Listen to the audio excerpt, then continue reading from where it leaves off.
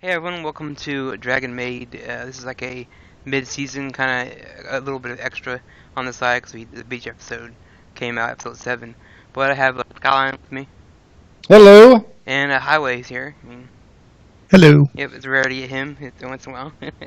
It's my fault, people. If he misbehaves, I guess I'll take blame at least a little bit. Right. This is just general. Destroy you all. Yeah, pretty much. This is just gonna be general thoughts on what we've seen so far and where we think it's going. So if you have read the manga, I guess be curious. Don't spoil if there's a important plot point that's coming up, which I think is coming soon. But yeah. So anyway, I guess Everyone dies. yeah.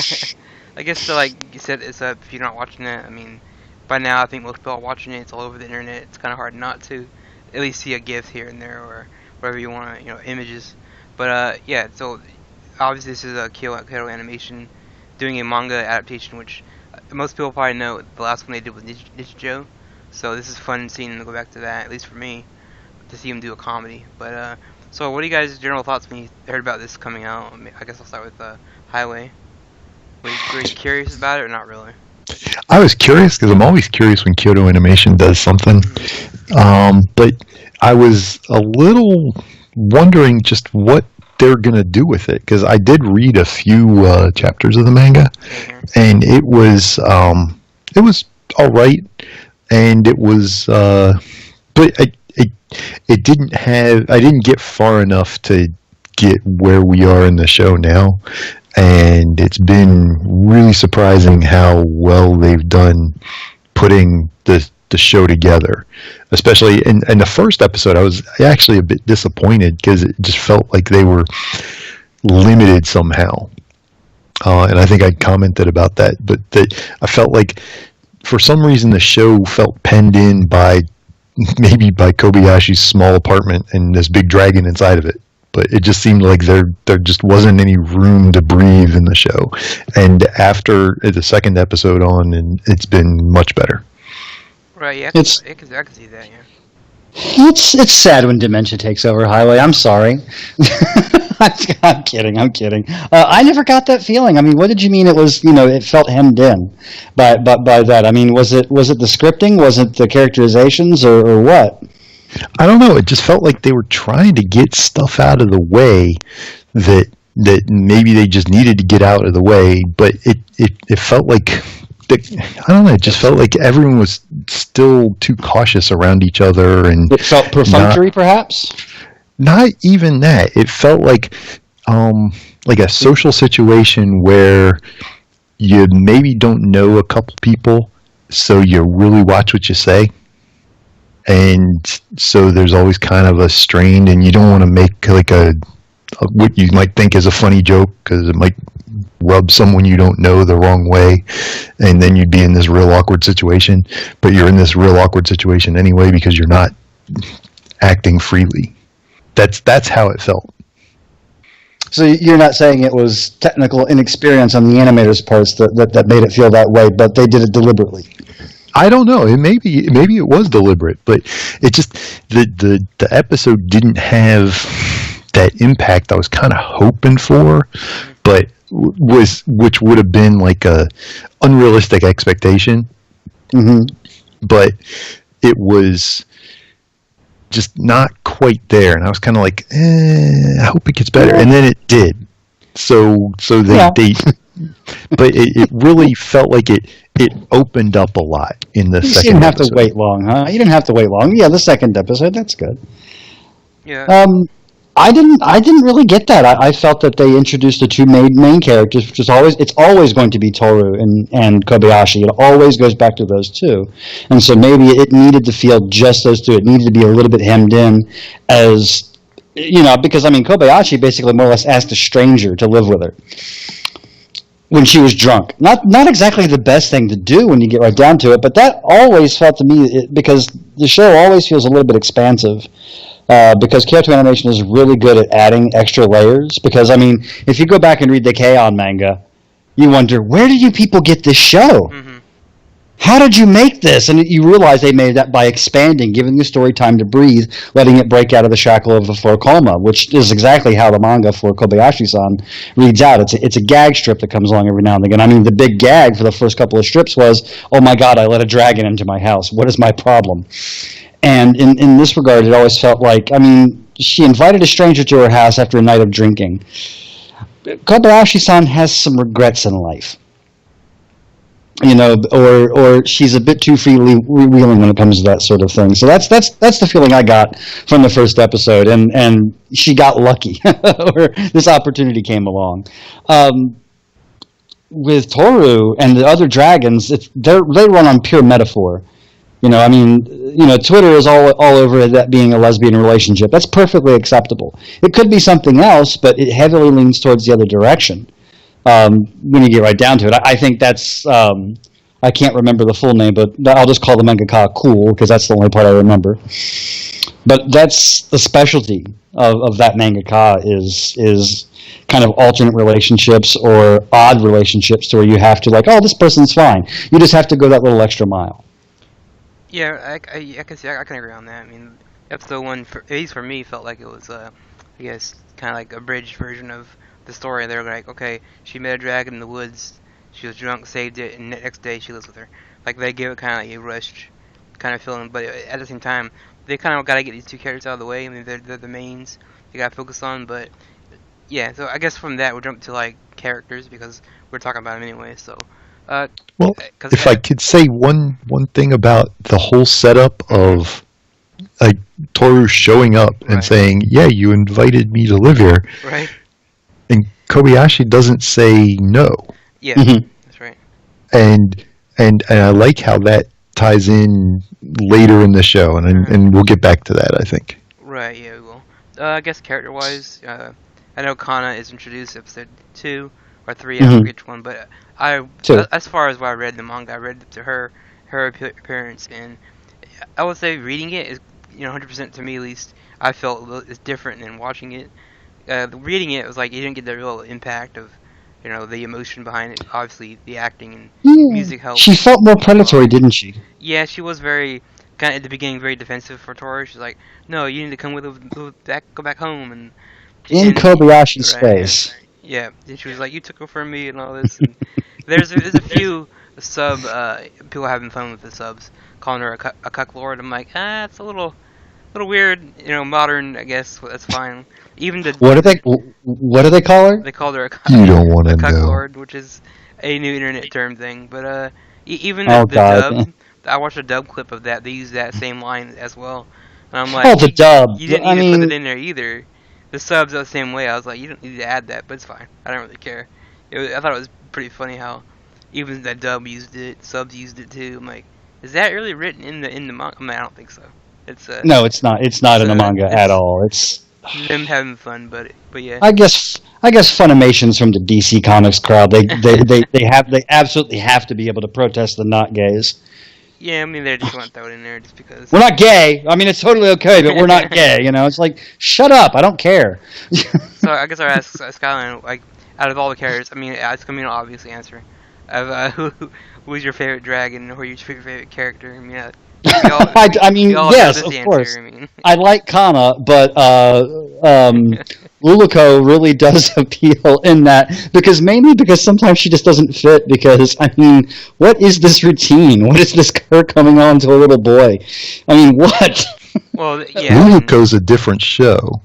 It's Luko. Yeah, Luluko, but yeah, I like her too. I mean, I think it's funny that shows it being revealed that he is from like a Maid family, which is pretty funny. Yeah, well, it was the joke was that he was oh crap, I'm having a brain fart. The kid from Fate Zero that summoned Ryder. Right. Azure something or other, some stupid fake name, some dumb fake name. I think it's funny with him. He just thinks Lukoa is a demon. I mean, she has the horns and all that, but it's like I thought that setup was kind of funny. I mean, it's more for comical than anything. It really is a hilarious setup, and that Lukoa wants so much to be there. I think she's really enjoyed hanging out with Toru and Kobayashi and wants to have the same kind of thing. So she's really like searching for this anchor in the human world, even if it's a little boy. Right. Oh, sorry. And even if she dresses rather provocatively, that they have to throw a cloak over her and cart her away. Yeah, a few times. I do love how some people reversed that GIF. They made a GIF of the person coming out and putting a cloak around her and pulling her off, and then they reversed the GIF and someone just came to reveal her and then kind of like walked backwards away from her, something like that. Yeah, I can see it, yeah. I mean, they could, when she gets the cloak thrown, it's like they're presenting her, like, look at her, like, woo, you know. That one. But sorry to cut you off with your favorite. I guess you can continue with your character. You like it. Skyline. Well, yeah, Kana. Kana's interesting simply because, I mean, she's obviously the youngest of them, but at the same time, she is not a young human person. No. She is not a child. She's not a little girl. She's a dragon, but this part of life is something that she's enamored of. So, you know, they're all looking for something when they come to the human world when you get right down to it. So you have to, her metaphor doesn't exactly reveal itself all that much because, I mean, anyone can be childlike even if they're an adult.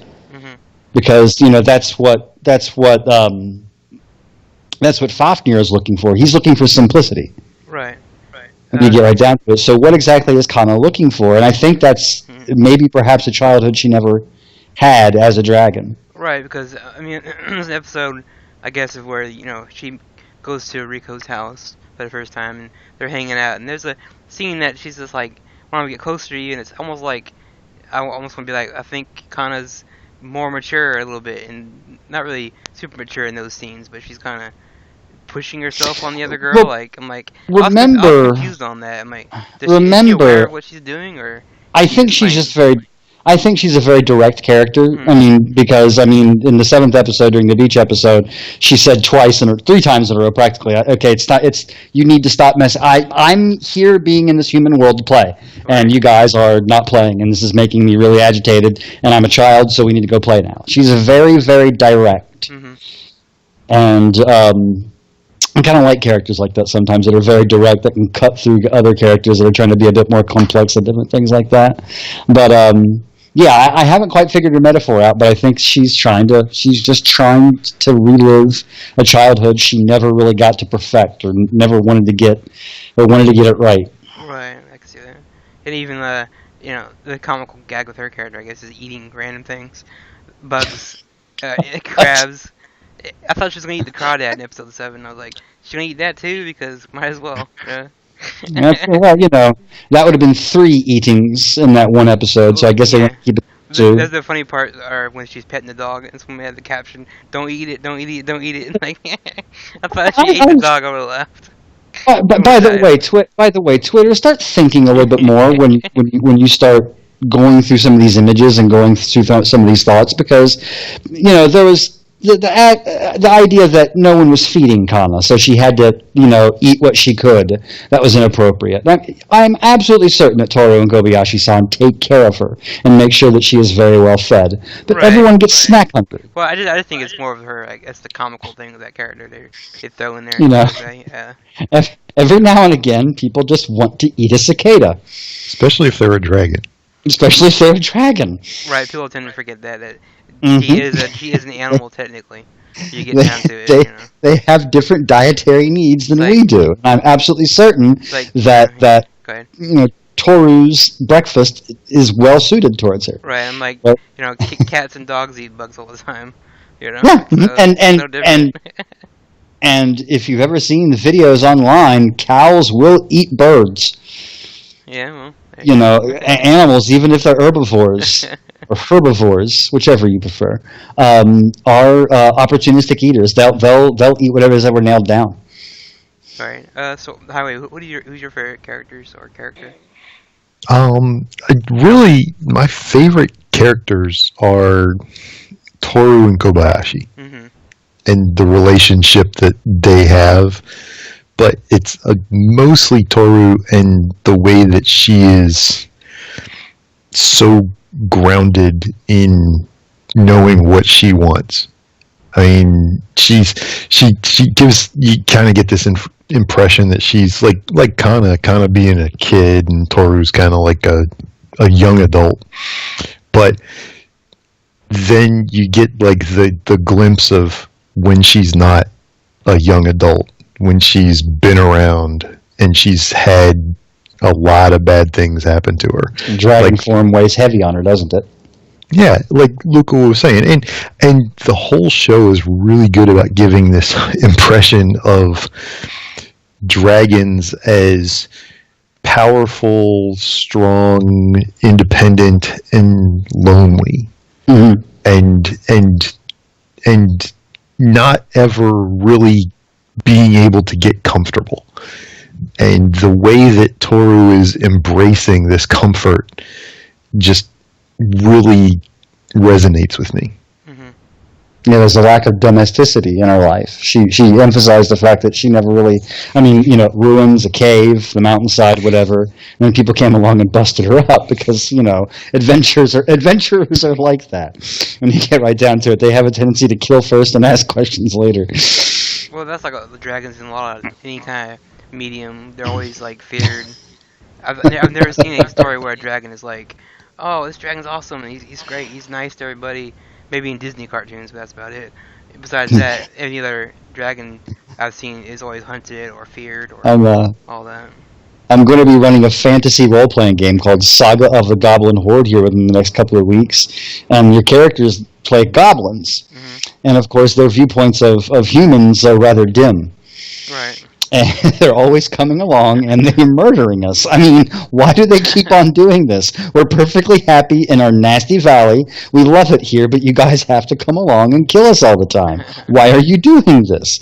Yeah, so, it's not like you have good real estate. It's like yeah, some crappy canyon. exactly. But it's home for us. It's the only place we have to go. Right. And I love their distinction of it is the fact that they just all the fantasy races they all call human.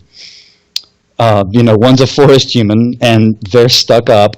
One's the city human and they're the most murderous. The other one is the mountain human and they're really murderous. They hate goblins. And the other one is the hill humans and they're the tastiest. So they're talking about halflings there. Right. And dwarves and then regular humans and then elves. So it's I always wonder about when they go back to that kind of draconic viewpoint to be exactly what they're trying to talk about. Because the way she talks, the way Toru especially talks about it, and the way they would make a reference to Uruko and Fafnir, it could be a veiled reference to anything that you have within human experience. But they're talking about what it's like to be a dragon, so that kind of reinforces the metaphor of being... which is Cool's entire his entire theme that he works on and everything he does, which is the cast out, the people that don't belong. Right, I was about to say that. It's the person in a foreign land. They don't know how the customs are and all that, so they're kind of lost. Well, it's not necessarily that they just have never really. I mean, they could know all the customs. It's just that sure. They just don't feel very comfortable off in their own skin around people for whatever reason. Right. I still can't understand what my husband is saying is from the same mangaka, and those are two people who struggle, to find the common ground, and then determine that the struggle isn't as hard as they thought it was. How silly we were to think this would be difficult. All we have to do is be open and honest with each other. But they still have a bit of holdbackedness, a little bit of we're not quite certain of the next step, are we? Yeah, but that's true. Anything to add to that highway about your favorite characters? No, not really. You kind of jumped off in yours. No, I said what I wanted to say about him. Right. For me, I'm going with the same Toru and Kobayashi. They're pretty fun. I mean, Kobayashi doesn't really say much, but she's just there as the presence. She's like observing them. She says things here and there, and just I like watching her and I guess Kana, like how they kind of quickly. I don't know what to say. Maybe I guess some people did basically adopted Kana into their. They have this little makeshift family. Now they're just living together. Fun watching that play out. Just how the three of them kind of hit it off. But especially in episode I think 3, when they go outside to go play, it was for the easy one things I've seen so far. But they're like and blowing things up. I thought that was pretty funny how their idea of playing is a little different than ours. Well, Yeah, I also love when Kobayashi says, "Hey, keep it to my level," and then they act like Right. 85-year-old. They're Oh, I like, can't yeah. back up. no. You have to go. You have to go slower, more bent over. Okay, more. Okay. I think I have it now. Okay. And did you notice that scene where Toru tossed the ball to Fafnir? How weird it looked. I must have played that scene back and forth to make sure I wasn't seeing things, but she tossed him the volleyball, and it just kind of did this weird kind of zigzaggy, curvy pattern. It just bugged me. Oh, I was like, am I seeing things? No. What did they do? I mean, those are pretty fun. I mean, I like, but I think it's very hard to pick one character that you like in this series. Each of them bring something to the table. Kana. And when they're all together, it's fun watching them when they're all together. It's those rare moments we get with their, like the dodgeball thing. That was fun, just seeing them all together. So go ahead. Or watching Kana and Toru go side to side when they're playing Mario Kart. Yeah, yeah. Not Mario Kart, as I probably have to say. Right. So their version of whatever that is. but yeah, then just the interaction, I guess, between everyone's fun. I guess talk about the story. I don't know. I mean, the story's kind of here and there. We don't really get much. I'm interested in Toru's past, which I think obviously they're hinting at a little bit later. Episode 7 gave us some hints that she was raised to believe, the fear of the humans, kill the humans, and all that. So we're getting bits and pieces of her past in there. Obviously, hunted by the humans too, as well. So I really don't know if the show's going to have much story. Yeah, I don't either. It's more just what's going on, and we'll see development of the characters as we've seen development of Fafnir, right? And even development of Lukua and Kobayashi. Everyone is growing, and we see, and even Kobayashi thinking about her own development. What was I like 3 months ago? I can't even remember, but I don't want to. Mm-hmm. Yeah. Right, yeah, I think I kind of agree. The story, there's not much. I mean, we're getting, maybe more, themes and stuff. They're getting, obviously the family thing is the big theme of the show. At least for me, that's what I'm getting from the show. It's about family and, living with people and learning to accept people that are different than you. That's what I'm getting from that. So far as for me with the message of the show. I don't really know. I don't know if I'd characterize it exactly that way. Yeah, because it seemed like they accepted each other really almost immediately. Like there wasn't it wasn't that kind of odd couple kind of thing where you have this partially hidden loathing for the other person that comes out when they do something that annoys you. I just don't see that kind of thing. It's just more that they're just learning more about each other. Right. But there's never been that less than full acceptance. Mm-hmm. Right. So I guess we talk about maybe our favorite episodes so far. I mean, right now there's only 7 right now, so I guess Scott, you have any favorite episode that kind of stand out to you here? Goodness gracious! You asked Go ahead and let Highway talk, because you asked the person who asked for us is the one of the three of us that probably has the worst memory. I'll say that for me, it's not those moments or it's not a whole episode. Uh-huh. It's those moments where we get that kind of acceptance that I was talking about earlier, like with Fafnir realizing how much he enjoys being with Takia, and Toru realizing telling Fafnir how much she loves being with Kobayashi in the human world and how she's not going to go back. When he's challenging her about, well, do you think you can really go back? And you're getting soft, and she's like, I don't want to go back. This is what I want. That's setting up for a heartache. And even that she knew that it would hurt, but it's what she's got now is worth that hurt. Mm-hmm. Right. So she's comfortable right now. What's going on? yeah, but and knowing that it's going to hurt, but knowing that I've had those kinds of hurts before. Let's enjoy the run up to it then. Mm-hmm. Right. Yeah. So that's what I've liked the most about the show. Yeah, I kind of feel the same. I like when they get those episodes, those parts where they do talk about subject matter and they get serious, and because you can hear the music playing and that sets everything up. And the episode I think with Favner, you see him living with the other guy and you see what they do. It was like, I don't know what, for some reason to me it was like, man, that's really not. It's not sad, but it's more like a happy. I get happy tears, whatever. Because it kind of hit me. I was like, wow, that was a pretty. They didn't say anything. Just watching them interact was kind of like very nice, because obviously in the beginning Favner wasn't very happy about the idea of living with the humans. He was kind of like, I don't think it's a good idea. He was talking to Toru basically about it, saying that it's not that good and all that.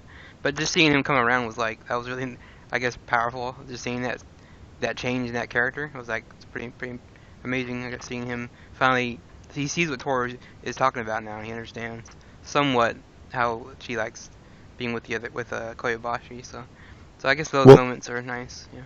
I even love with Fafnir that he puts up that front of I hate humans, I'm going to kill them all. Right, yeah. But what did he do after just a little bit of interaction with him? After seeing Toru and how much she's enamored with it, he's like, I'm going to go do that. Right. And even though he's kind of gruff about it, he wasn't going to go back either. Mm-mm. No. He's all in for that as well. And he wants to find the same kind of thing. And Kana even said that she wanted to find the same kind of thing. Mm-hmm. So I like that Toru, this kind of oddball dragon who's had a difficult life. I mean, definitely listening to Lukoa talk about it, Toru's had a much more difficult life than Lukoa or Kana. Even if you account for Lukoa shagging her sister, getting drunk. Or, no, don't. But even if you account for that, Lukoa still thinks Toru's had a harder life than she has. Yeah. So them seeing Toru enjoying herself and wanting that same kind of thing is just really to me that's the really nice part of the show. Right, and like the episode, obviously the last one we just saw, the swimsuit fan service one, and they had the I guess they went to the convention, was pretty fun seeing her interact with other people. Obviously the beach she didn't, but at the Comic-Con she was getting more attention, and she finally could show a little bit of her real form, a little bit here and there, and I thought it was pretty interesting just seeing her she's slowly starting to accept other humans. I know she always makes a joke that she wants to kill them all, but yeah. So I guess going to Skyline, what do you have? That's especially with Comic Cat, that's the part to where something it came from, because I would imagine that at the Mangaka probably have dozens upon dozens of works that came out in dozens of Comic Cats. Oh yeah. Over the years, not dozens, but enough. And so that was the author pitching right to the audience that he's used to. Very, very much a niche appeal, but at the same time, there's going to be all kinds of people within that niche. Especially we have the 3 monster people talking about making a manga and like, what should we do? Dragon Maid. So I'm like, yeah, that's obviously the author. Giving the wink. He's like, oh, that's what I did. Yeah, what was the younger? Was she the witch? Was she a witch? Is a witch a non? She's a witch. Yeah, I think. I guess witches are non-humans in the other world, or different things like that. But I always like when they do name it something like other world. It always makes it seem like there's either an alternative or where the bridge is. It always makes me think about connections in that regard. But for that, I like going back to episode 6. Because it mixed it up a little bit, because it brought in a little bit of Toru's jealousy, and it also brought a little bit of maybe some confusion about her deciding to be a maid or not. Is that And I'm maybe trying to think which one that was. Was it the one when she met Rico's sister and she was talking about Maid? it's just yeah. Oh, okay, yeah, that one. Yeah, that's a pretty good one. The maid maniac, the one that had her Mhm. outdone, and she was just kind of jealous of that. That's why the I'd like to marry you business was going on between Rico and Kana, Yeah. and I kind of like that bit because it was a little bit of a wrinkle to what was going on. It gave her some trouble, which takes away from that that favorite straightforwardness that I like. Right, compared to her episode where she like jumps the bag snatcher and like, punches him, like Yeah. how strong she is, and all those people in that shopping district like her and all that. So it was those moments like that.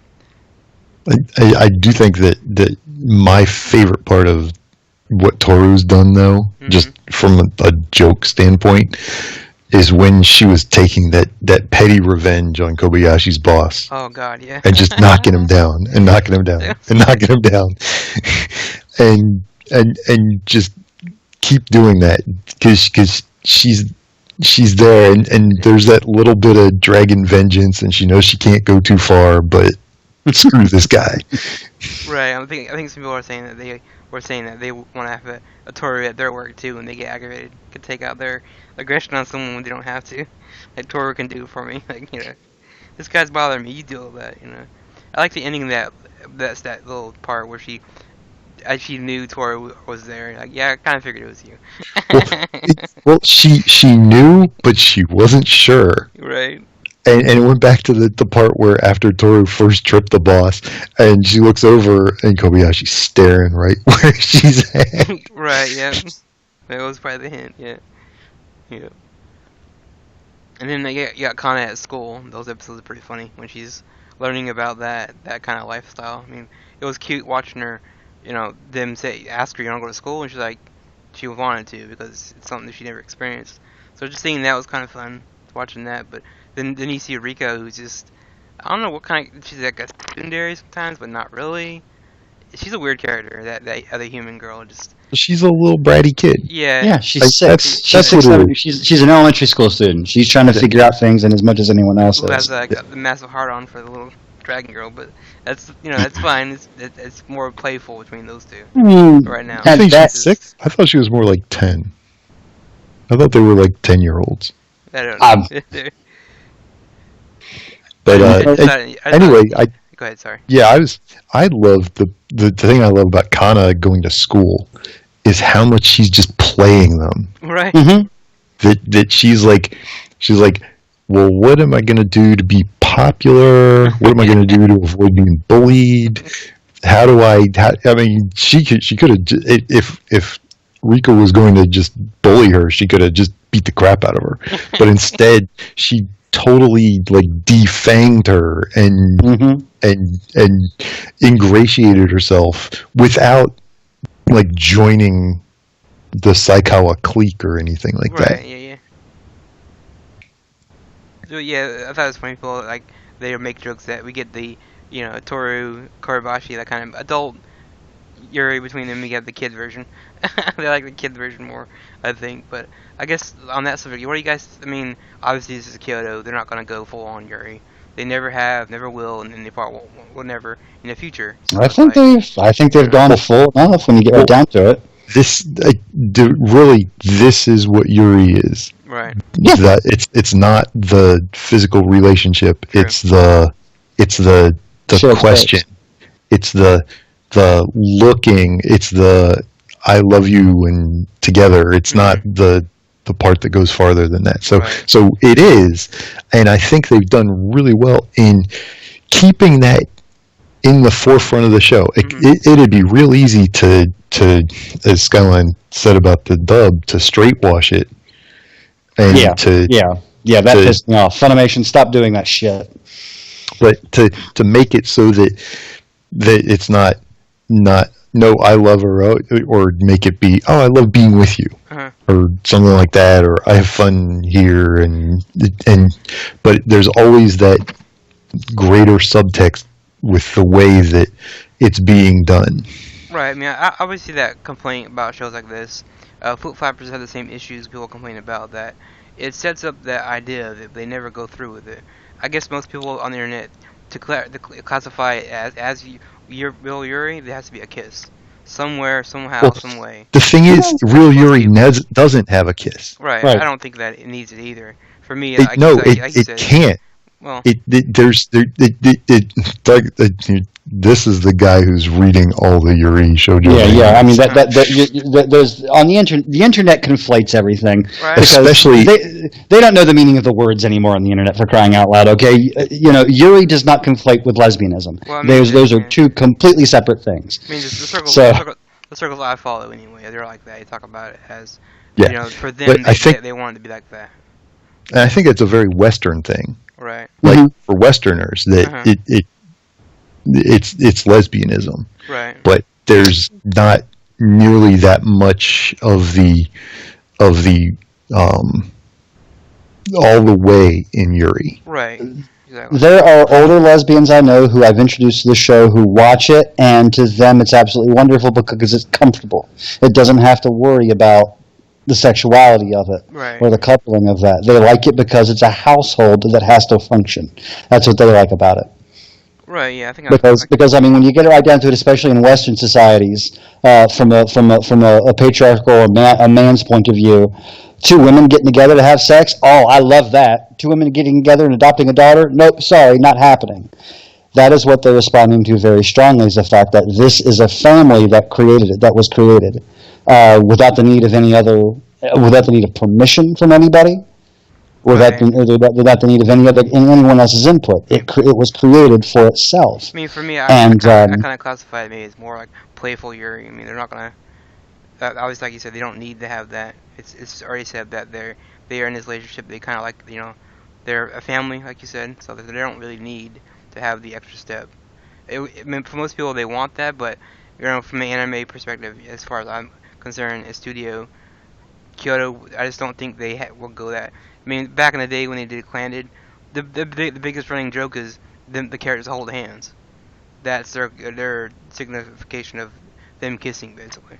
Their way of doing that. So with Kyoto Animation, it's always that running joke that they never have a kiss scene. They don't go that extra step because they don't need to. All their shows don't really have to have that because you're enjoying it for something else. Obviously this show, I think people enjoy it because it's comical. The characters are fun, and it's not really. Most people, they could probably relate to some of the characters, I can imagine. So I mean, but yeah, I think that's what the general thing on that whole Yuri, at least for me, is. I don't really need that to happen in this show. I don't need it to happen, but it's nice when it does. Yeah, it's nice when it does, but yeah, Excuse me. and that's why, like I said, I call it like a playful Yuri. I mean, even the show like Yuri Yuri, which is straight up comedy, it talks about it in a jokingly manner about the girls hooking up. I think especially Toshino Kyoko is very, very Right. not joking about it. I mean, she's Oh, playful yeah. about it, but I don't think she's joking about it in any way, shape, or form. I think she likes herself some girls. Right. So I guess any other thoughts on this depth will be seen, or maybe where you think it's gonna go. I mean, I don't really have any knowledge because I only read 3 chapters of the manga. So what do you guys think so far?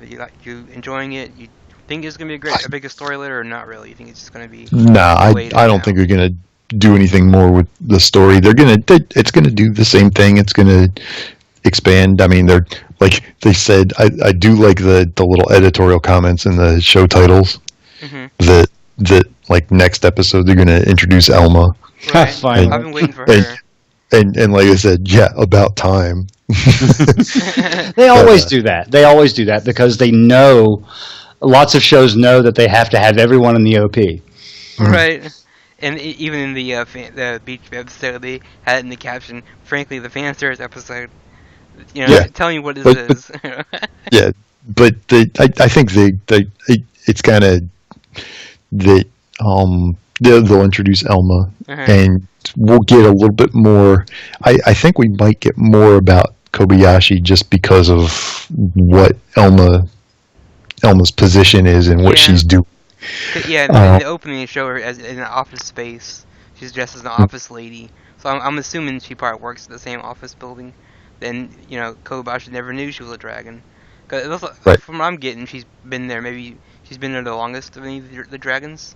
in the human world. I'm just guessing. Maybe we'll find out, Yeah. but I'm not sure. But I think we'll get more of that, and we'll get more of the more perspective for Toru about living in the human world and what you can do with that. Right. But you guys have any thoughts? Nope. I think I shot it all. Nice. I think the last thing I mentioned was it's kind of a weird, random subject.